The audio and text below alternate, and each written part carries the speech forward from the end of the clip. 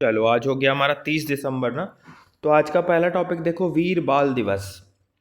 ये हम 26 दिसंबर को सेलिब्रेट करते हैं, हर साल सेलिब्रेट करते हैं। और कब से सेलिब्रेट कर रहे हैं, तो इसकी शुरुआत 2022 से हुई थी। ध्यान रखना, ये अभी रिसेंटली शुरू हुआ है, 3 साल पहले 2022 से हम वीर बाल दिवस मनाना शुरू किए हैं। और हर साल 26 दिसंबर को मनाते हैं। इसी दिन राष्ट्रीय बाल पुरस्कार दिया जाता है बच्चों को, जो कि एज 5 से 18 ईयर्स के होते हैं और जो कि बहुत अच्छा काम किए रहते हैं अलग अलग फील्ड में। ये राष्ट्रीय बाल पुरस्कार देती कौन है, तो हमारी अभी प्रेसिडेंट जो हैं वो देती हैं, मतलब जो भी प्रेसिडेंट रहेंगे वो देंगे। और ये 26 दिसंबर को हम सेलिब्रेट कर रहे हैं। 2022 से हम इसका सेलिब्रेशन शुरू किए हैं। ये 3 साल पहले ही ये स्टार्ट हुआ है, पहले नहीं मनाया जाता था। ध्यान रखना इस बात को। अब ये हम क्यों सेलिब्रेट करना शुरू किए हैं, तो जो गुरु गोविंद सिंह थे ना, सिख के 10th गुरु, उनके बेटों को, उनके बहुत छोटे छोटे यंगर बच्चों को मुगलों ने मरवा दिया था इसी दिन, 26 दिसंबर के दिन।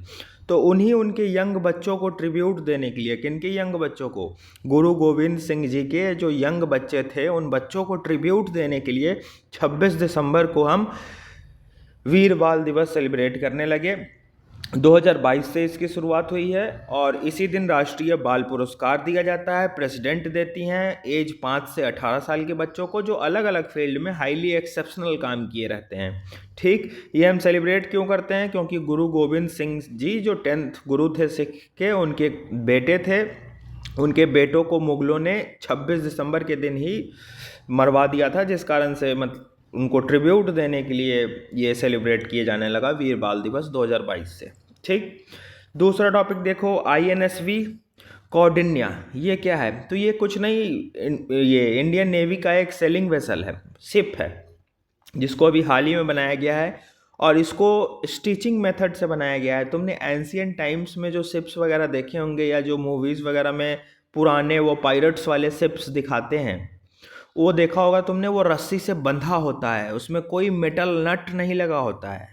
ध्यान रखना इस बात को।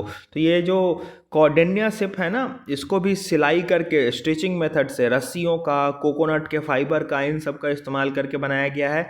इसमें एक भी मेटल का नट नहीं है, स्क्रू नहीं लगा हुआ है। ध्यान रखना, ये स्टिचिंग मटेरियल से बना है। हमारे एंशियंट टेक्नोलॉजी वाली जो है ना, कि कोकोनट के रस्सी से, मोटे मोटे रस्सियों से, कोकोनट के मटेरियल से उसको सिलाई करके इस शिप को जोड़ा गया है, इंडिजीनियसली बिल्ट है। और इस शिप का, कौंडिन्या शिप का डिपिक्शन हमको अजंता केव्स के पेंटिंग्स में भी देखने को मिलता है। अजंता केव्स की जो पेंटिंग्स है ना, उस पेंटिंग्स में भी इस तरीके का शिप्स का हमको फोटोज़ देखने को मिलता है। तो हम वहीं से इंस्पिरेशन भी लिए हैं इसके लिए। और ये शिप हमने अभी बनाए तो हैं, लेकिन हम इसको ये एक्सपेडिशन भी इसका कराएंगे, मतलब इससे एक टूर भी करेंगे। कहाँ का टूर करेंगे, इंडिया से ओमान जाएंगे और ओमान से वापस इंडिया आएंगे। तो ये ट्रैवल करेगा, ध्यान रखना। तो ये जो INS कौंडिन्या है, ये सिलाई करके बना हुआ है, रस्सियों से, कोकोनट के मटेरियल से बना हुआ है। इसमें कोई भी मेटल, स्क्रू, नट का, इन सब का इस्तेमाल नहीं किया गया है। हम इसमें अपनी एंशियंट टेक्नोलॉजी का इस्तेमाल करके इसको बनाए हैं, इंडिजीनियसली बनाए हैं, खुद से बनाए हैं। और इस शिप का जिक्र अजंता केव्स के पेंटिंग में भी हमको देखने को मिलता है। और ये अपना एक ट्रैवल करेगा, एक्सपेडिशन करेगा, जिसमें इसको इंडिया से ओमान जाना है और वापस ओमान से इंडिया आएगा। अब ये जो नाम कौंडिन्या रखा गया, ये क्यों रखा गया, तो एक एंशियंट टाइम में एक इंसान था, उसका नाम था कौंडिन्या। ये भी एक मैरिनर था, सी सेलर था। इसने इंडिया से साउथ ईस्ट एशिया तक सेल किया था, मतलब समुद्र में ये नाव से इंडिया से साउथ ईस्ट एशिया तक गए थे। तो ये हमारे एंशियंट मैरिनर थे। तो इन्हीं के नाम पे, कौंडिन्या के नाम पे, इस शिप को कौंडिन्या नाम रखा गया है। ठीक है, अब ये जो हम अभी बनाए हैं, ओमान तक इसको हम लेकर जाएंगे, ये इनिशिएटिव किसने शुरू किया है, तो ये 3 लोगों का ज्वाइंट इनिशिएटिव है, Indian navy, ministry of culture और होडी इनोवेशंस। ये तीनों मिलकर इस इनिशिएटिव को शुरू किए हैं। तीसरा टॉपिक देखो, धसान रिवर। ये धसान रिवर हम लिखे हैं झांसी डिस्ट्रिक्ट, तो ये कंफ्यूज मत होना कि ये धसान रिवर झांसी डिस्ट्रिक्ट में ओरिजिनेट हो रही है ना। कहाँ ओरिजिनेट हो रही है तुमको नीचे बताएंगे। ये झांसी डिस्ट्रिक्ट इसलिए लिखा है क्योंकि ये धसान रिवर का ये जो न्यूज़ आया है ये झांसी से रिलेटेड है। क्यों? क्योंकि झांसी में माइनिंग इतनी ज़्यादा हो रही है ना कि झांसी में जो ये धसान रिवर फ्लो कर रही है वहाँ पे पॉल्यूशन बहुत ज़्यादा बढ़ गया है। इसीलिए झांसी से रिगार्डिंग ये केस आया है कि झांसी में जो धसान रिवर फ्लो कर रही है ना वो बहुत ज़्यादा पॉल्यूट कर रही है माइनिंग के कारण। अब आ जाओ धसान रिवर के बेसिक फैक्ट के बारे में। तो Dhasan river right bank tributary है बेतवा रिवर की। किसकी? बेतवा रिवर की राइट बैंक ट्रिब्यूटरी है धसान रिवर। और बेतवा रिवर किसकी ट्रिब्यूटरी है? यमुना की। तो ध्यान रखना, यमुना किसकी ट्रिब्यूटरी? बेतवा रिवर किसकी ट्रिब्यूटरी? यमुना की। ठीक।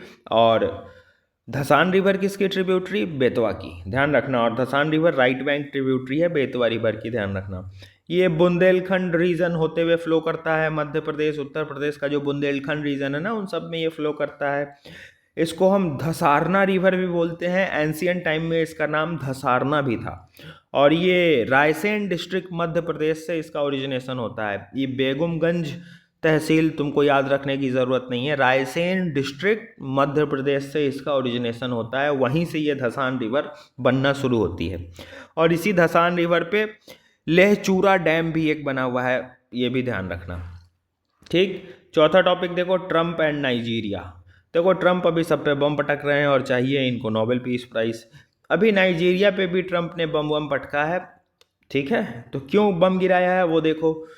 तो देखो नाइजीरिया अफ्रीकन कंट्री है। अफ्रीका याद आ रहा है? अफ्रीका का मैप कल भी दिखाए थे। तो अफ्रीका में ही नाइजीरिया एक देश है। अब नाइजीरिया में दो तरीके के पॉपुलेशन है। एक तो क्रिश्चियन पॉपुलेशन है जो कि साउथ साइड में रहती है नाइजीरिया के। एक इस्लामिक मुस्लिम वाली पॉपुलेशन है जो नॉर्थ साइड में रहती है नाइजीरिया के। अब ये इस्लामिक पॉपुलेशन में ना अलग अलग रेडिकल ग्रुप्स हैं। इसको हम प्रॉक्सी ग्रुप्स भी कह सकते हैं, इनको हम टेरर ग्रुप्स भी कह सकते हैं। जैसे कि बोको हराम हो गया, Islamic State West Asia province हो गया, ये सब रेडिकल ग्रुप्स हैं, एक्सट्रीमिस्ट ग्रुप हैं इस्लामिक पॉपुलेशन के।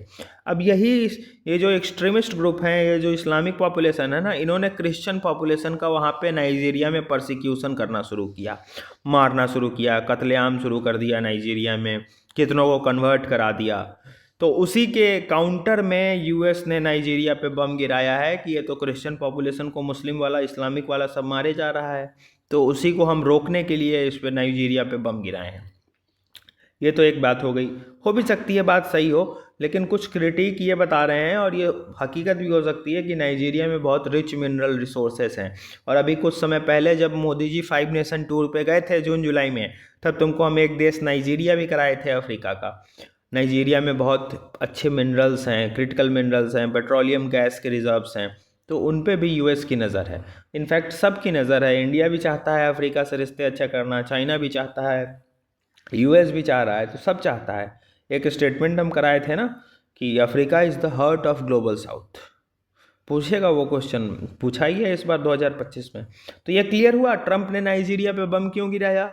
क्योंकि नाइजीरिया में दो तरीके के पॉपुलेशन है, एक क्रिश्चियन एक इस्लामिक। इस्लामिक वाले क्रिश्चियन का परसिक्यूशन करना शुरू किए, जैसे सिंपल बांग्लादेश में कैसे अभी इस्लामिक वाला हिंदू का परसिक्यूशन कर रहे हैं, उसी तरीके से इस्लामिक वाले क्रिश्चियन का परसिक्यूशन शुरू किए नाइजीरिया में। उसी को काउंटर करने के लिए ट्रंप ने बम गिराया है। और ये तो एक कारण हुआ। दूसरा कारण ये भी बताया जा रहा है कि नाइजीरिया में जो रिच मिनरल्स हैं वो भी हथियाना चाहता है ट्रंप, सीधी बात। पांचवा और लास्ट टॉपिक आज का देखो, Kashiwazaki Kariwa nuclear power plant.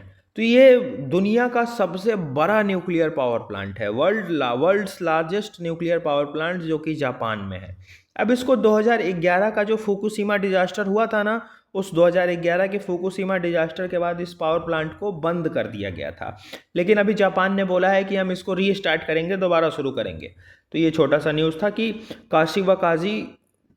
कारीवा nuclear power plant कहाँ है, तो ये जापान में लोकेटेड है और ये दुनिया का सबसे बड़ा पावर प्लांट है। अभी तक ये बंद था, 2011 के फुकुशिमा डिजास्टर के बाद ये बंद हो गया हुआ था, लेकिन अब हम इसको जापान इसको दोबारा शुरू करने की बात कर रहा है।